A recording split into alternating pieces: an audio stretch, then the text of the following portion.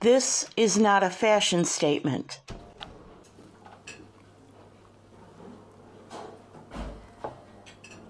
Good morning. It's Wednesday, October 18th, 2023, and I had a nice little soft cultural piece prepared for you about the keffiyeh and the talit. However, things have dramatically changed in the last 12 or so hours, and my title does not change, but the trajectory of my report does. The headline reads, "Death to England and France," as protesters shout as Western embassies are targeted. The U.S. consulate in Lebanon is targeted with fire attack as angry demonstrators spread to Turkey, the West Bank, and Tunisia. Violent protests have erupted across the Arab world amid a wave of anger after a bombing on a Gaza hospital killed at least 200 Palestinians on Tuesday evening.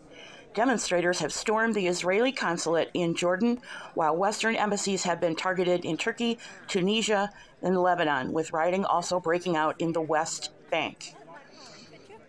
In Iran, hundreds of protesters gathered outside the British and French embassies in the early hours of Wednesday morning, chanting "Death to France and England."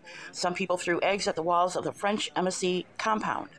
There have been protests overnight in Libya, Morocco, Yemen, and Iraq, and beyond the Arab world in the Netherlands, Colombia, and Puerto Rico.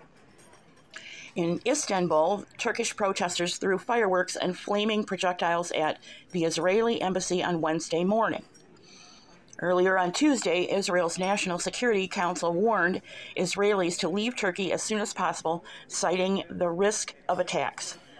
Protesters wearing masks were seen setting off explosions and burning Israeli and American flags. Some tore down barricades and rushed toward lines of police officers. In the West Bank, groups of young people took to the streets in the West Bank shortly after the explosion at the hospital in Gaza. Israel has denied deliberately targeting the hospital, but anger towards Israeli regime spilled over in Ramallah in the Palestinian territory. Demonstrators were seen starting fires and hurling projectiles at police. In Lebanon, some of the worst clashes of the night were in Beirut, the Lebanese capital, where protesters were understood to have started a fire at the U.S. Embassy. Rioters threw what appeared to be Molotov cocktails amid clashes in Akkar, East Beirut. Demonstrators also clashed with police outside the French embassy in Lebanon. In Iran, Iranian President Ibrahim Raisi warned on Wednesday that the flames of U.S.-Israeli bombs would soon consume Israel. The flames of the U.S.-Israeli bombs dropped this evening on the Palestinian victims injured at the hospital in Gaza will soon consume the Zionists, Mr. Raisi said, according to the IRNA agency. Protesters at the Palestinian Square in Tehran, the capital, show support for Gaza's liberation. Hundreds of protesters gathered outside the British and French embassies, with some shouting "Death to France and England" as others hurled eggs. Israel and the U.S. do not have embassies in Tehran in the absence of diplomatic relations with Iran. In Jordan, in Amman, Jordan's capital, an angry crowd gathered outside the Israeli embassy. I think we'll leave that article there. I'll leave you a link in the show notes. I think you get the idea that the populist sympathizers in a variety of Mideast countries, as well as in Europe, gathered to protest at Western embassies. They're protesting an explosion in a hospital in Gaza that claimed between 200 and 500 lives. The Israeli Defense Force has stated that, and I'm paraphrasing, this was not an Israeli missile targeted at Hamas, rather another example of Hamas rockets misfiring and inflicting damage on the hospital. The Palestinian ambassador to India told an Indian reporter that it was the IDF targeting the hospital.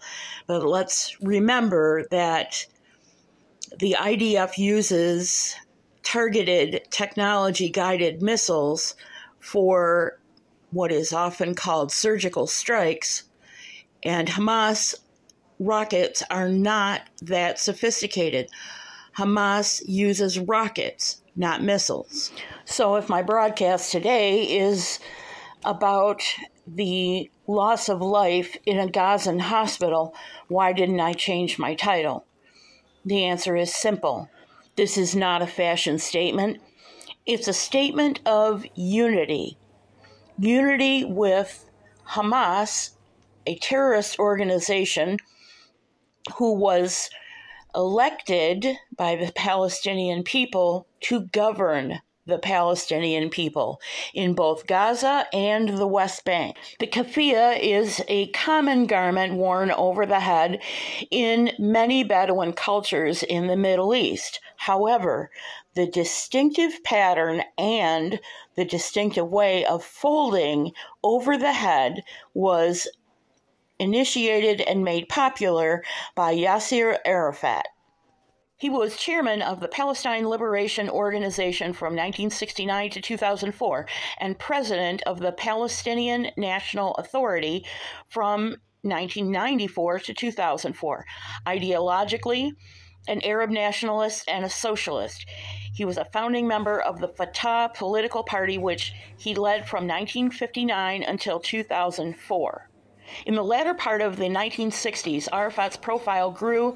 In 1967, he joined the Palestinian Liberation Organization, and in 1969 was elected chair to the Palestinian National Council. Fatah's growing presence in Jordan resulted in military clashes with King Hussein's Jordanian government, and in the early 1970s, it relocated to Lebanon. There, Fatah assisted the Lebanese national movement during Lebanese civil war and continued its attacks on Israel, resulting in the organization becoming a major target of Israeli invasions during the 1978 South Lebanon conflict. The upshot is that Arafat was aligned with all of the Middle Eastern countries who did not want Israel to exist at all. And his legacy lives on in the distinctive way that the keffiyeh is folded over the head, as I've just shown you. So, when you see people wearing the keffiyeh, whether they think it's just a fancy scarf or not and wear it around their neck, it's not. It's a political statement. I've seen the same forum question asked over and over and over again. Is it okay for a Westerner to wear a keffiyeh? And a seemingly benevolent Middle Easterner will answer with equanimity, of course you can wear it, but it's probably better that you wear it around your neck and not over your head. When I lived in the city, I would see people often wearing a keffiyeh around their neck in a cowl-like fashion, as you've seen. And they were often as not very liberal, socially conscious people. And whether they knew what they were saying with that garment or not, I can't say. What I will say is, after today, you need to really think about the symbolism that you support and sport in public. As a Christian, I would not think of wearing a keffiyeh, which is a male garment, even though it has political connotations, any more than I would wear a talit, a male garment that is for prayer. It's commonly called a prayer shawl, and it is not a garment for women to be wearing. And you can say to me, well, I'm an American, I'll do whatever I want. Fair enough. But just know that what you wear in public has political connotations and could be painting a target on your back. One more thing about the title change for today's broadcast. Yesterday I worked on this, and there is a Bedouin tribe in southern Jordan who gives a very interesting and comprehensive history of Bedouin dress for their tribe. But somehow, after doing the research and creating the graphics, I could not bring myself to finish the piece, giving you a comprehensive understanding of these two garments worn in the Middle East and their purpose and their symbolism. Call it divine intervention, call it distraction.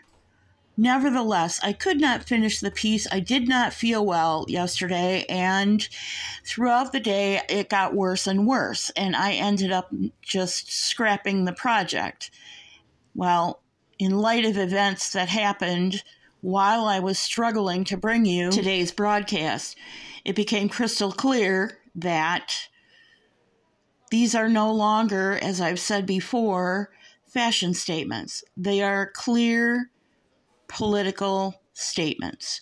Please think about that the next time you throw on a garment to wear in public. That's all I have for you today. Thank you for joining me. Thank you for your patience, your likes, your comments, your questions and concerns, and of course your subscriptions.